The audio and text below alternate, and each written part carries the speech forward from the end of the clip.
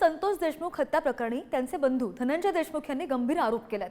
संतोष देशमुखांच्या खुनानंतर पोलिसांकडून बदनामीचा प्रयत्न केला असे आरोप त्यांनी केलेले आहेत आणि महिलेला पुढे करून बदनामीचा डाव असल्याचा आरोप सुद्धा त्यांनी केल्याचं पाहायला मिळालं। महिलेला पुढे करून विनयभंगाची केस दाखल करण्याचा प्रयत्न करण्यात आल्याचं सुद्धा त्यांनी म्हटलंय आणि पोलिसांनी गाडी केसकडे न आणता कळमकडे वळवलेली, मात्र आमच्या गावातील गाड्यांमागे बघितल्यानंतर पोलिसांची अडचण झाल्याचं सुद्धा त्यांनी म्हटलंय। दरम्यान मस्ताजोगमधल्या ज्या गावकऱ्यांनी पोलिसांच्या गाडीचा पाठलाग केला त्या गावकऱ्यांशी संवाद साधले आमचे प्रतिनिधी उदय नागरगोजे यांनी। पाहूया।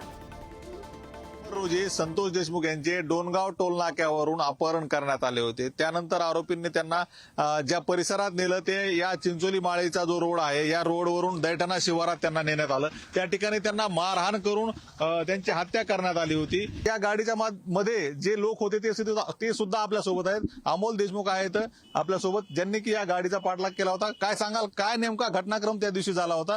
मी कंटिन्यू अण्णासोबत होतो, मला ते ओळखत होते, अण्णाला ओळखत होते। त्यांनी मला बघितल्यामुळे ते म्हणले असतील ही कोणतरी पाठलाग करायला, त्यांचा काहीतरी वेगळा गेम होता। पण माझी गाडी त्या गाडीच्या पाठीमागे असल्यामुळे त्यांना कुठेही जाता आलं नाही। मी सोडलंच नसतं ना। ज्यावेळेस आमची गाडी पोलिसनं बघितल्यापासून त्यांनी पुन्हा गाडी केस दिशेला घेतली। नाहीतर ती गाडी त्यांची दिशा अशी होती की कळमला कोणतरी महिला आहे, त्या महिलेच्या घरी नेऊन टाकायचं।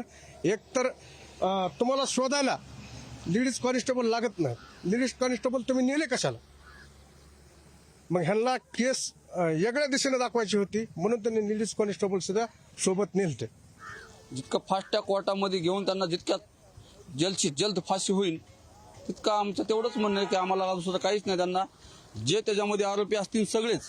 हा जो प्रकार झाला त्याविषयी त्या दिवशी त्या दिवशी जे झालं असेल त्या पोलिसांना सस्पेंड करा, बडतर्फ करा त्यांना। ते जेवढे पोलीस असतील तेवढे सरकारी दवाखान्याच्या सीसीटीव्ही मध्ये तुम्हाला निघतील तेवढ्याला सस्पेंड करा। उदय नागरगोजे, पुढारी न्यूज, बीड।